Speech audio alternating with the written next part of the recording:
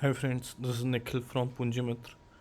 So this video I'm recording to list some few stocks which I believe can give you good returns in the coming times. So I've listed down 5 stocks जो मुझे लगता है कि जिनमें आपका अच्छा पैसा बन सकता है आने वाले समय में. And these are just recommendations. You should do your own research before investing in these stocks. जो मैं एनालिसिस यहाँ पर कवर करूँगा that would be purely on the technical side. So these stocks जो केवल और केवल मैं टेक्निकल एनालिसिस में कवर करूँगा. I am not going with the fundamental aspects of the stocks, just the technical aspects. कुछ कुछ में जहाँ पे मुझे लगता है वहाँ पे I talk about technical if required. So the first stock which I am covering is Edelweiss. So Edelweiss में अगर आप जानते हो अभी रिसेंटली राकेश झुंझुनवाला ने एक छोटा सा स्टेक लिया है. बट उनके स्टेक लेने से ये मतलब नहीं सिद्ध हो जाता कि दिस स्टॉक इज़ गुड.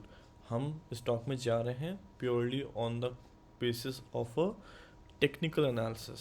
तो मैं जाता हूँ वीकली चार्ट पे. सो अगर आप वीकली चार्ट खोल के देखोगे सो यू विल सी कि इस स्टॉक ने ऑलमोस्ट लास्ट 1 साल में 1, 2, 3 और अब 4 ऑलमोस्ट 4 बार अपना हाई बनाया है. मतलब रीसेंट हाई 52 वीक हाई, ठीक है. एंड करंटली ये स्टॉक अपने 52 वीक हाई के आसपास ही खेल रहा है, ठीक है. सो अगर मैं यहाँ पे एक इनिशियल रेजिस्टेंस जोन बना दूँ सो इसको एक हम रेजिस्टेंस जोन मान सकते हैं.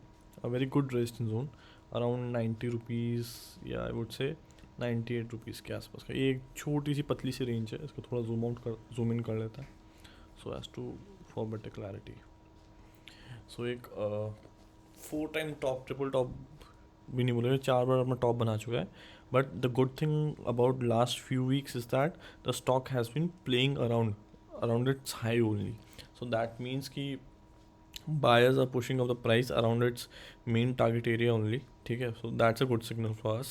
I believe anything above 100 can give you a good upside in the coming times. And that's why I think this is a good stock to keep in the portfolio. अगर इस पे Fibonacci भी हम draw करने जाते हैं so I would have to take it a bit backward in order to see the highs.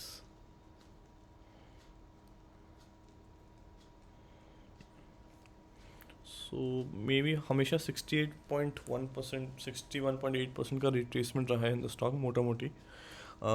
So that's why I believe कि अगर एक फुल मोमेंटम आता है it can go up till 125. Right now the stock is somewhere around 90 rupees.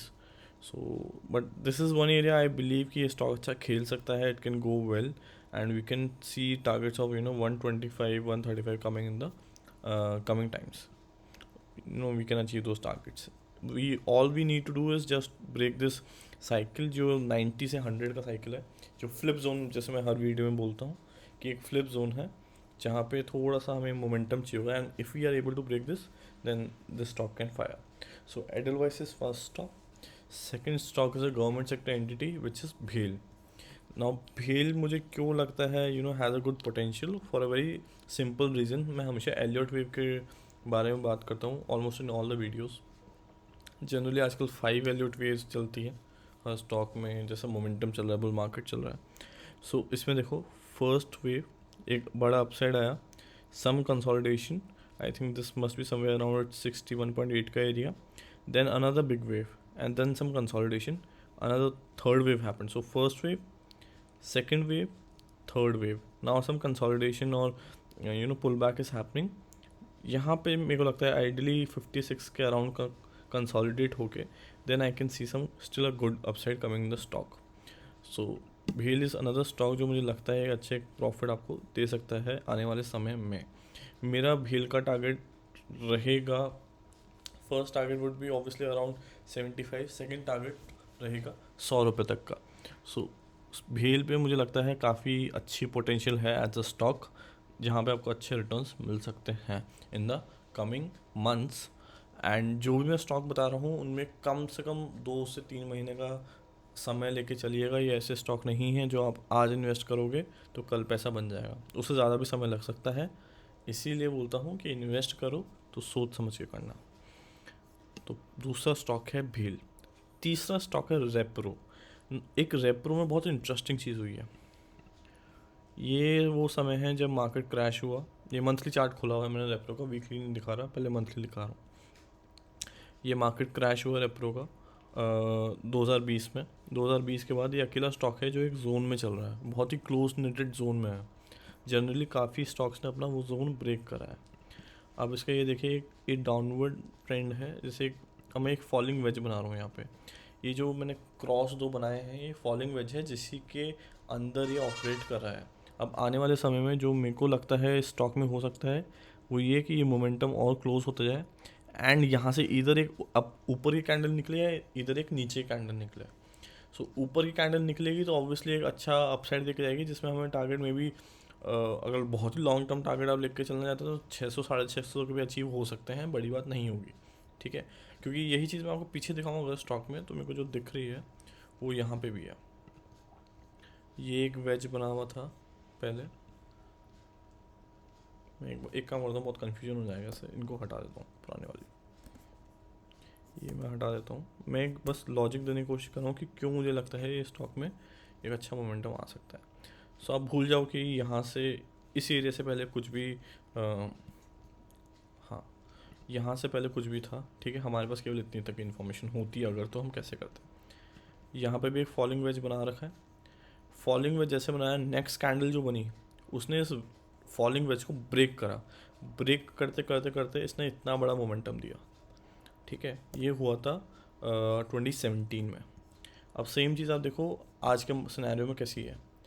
यहाँ पे भी एक falling veg है, मोमेंटम अप डाउन आ रहा है, मोमेंटम कंसोलिडेट हो रहा है इसी रेंज के अंदर में। और मुझे लगता है यहाँ से जो नेक्स्ट कैंडल्स बनेगी, अगर सब ठीक रहता है and if we see good volume, जैसे इधर आई थी, यहाँ पे भी अगर अच्छी वॉल्यूम्स आती हैं, हम ब्रेक करके ऊपर के टारगेट्स के लिए से निकल सकते हैं। बट ये स्टॉक बहुत पेशेंस के साथ खेलने का स्टॉक है, इसमें स्टॉप लॉस भी बहुत बड़ा है। तो जो पेशेंस रख सकते हैं और जो रिस्क ले सकते हैं कि वो ये स्टॉक लेना अपने पोर्टफोलियो में, इसमें स्टॉप लॉस रहेगा 320 का। 320 के नीचे जाते ही हम एग्जिट कर जाएंगे स्टॉक से। टारगेट मेरा फर्स्ट टारगेट इसमें मैं लेके चलूँगा, मैं 600 से पहले नहीं निकालूंगा। अगर यहाँ से ये फॉलिंग वेज से बाहर निकलता है तो सो रेप्रो होगा हमारा थर्ड स्टॉक।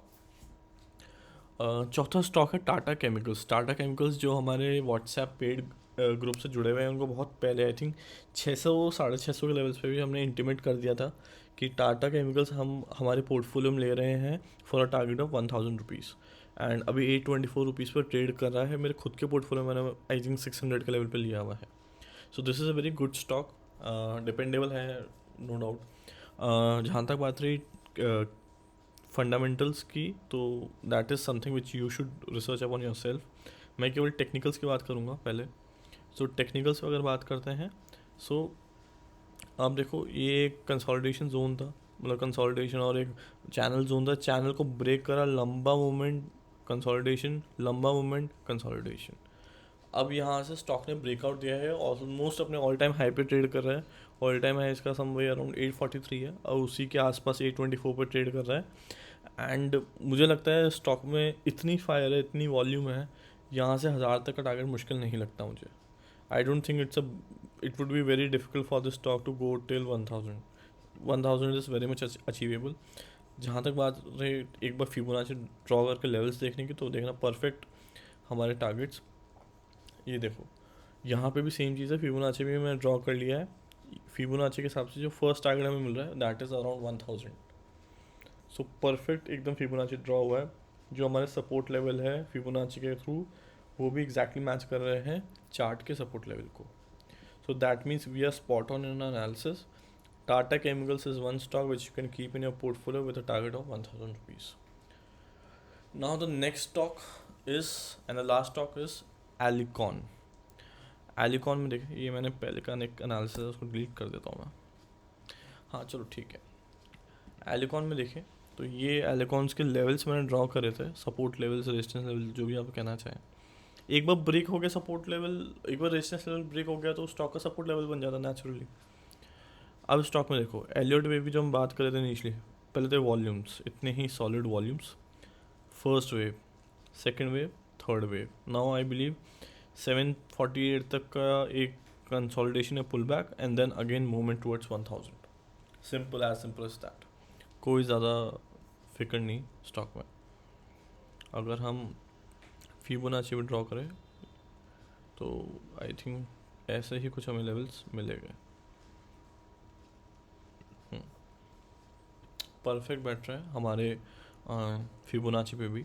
सो फिबोनाची, एलियट को और सपोर्ट लेवल, मैं इन तीन चीज़ को मिक्स करके अपने लेवल्स ड्रॉ करता हूँ, सो दैट जो मैं टेक्निक लगा रहा हूँ मुझे लगे कि हाँ सही है नहीं है।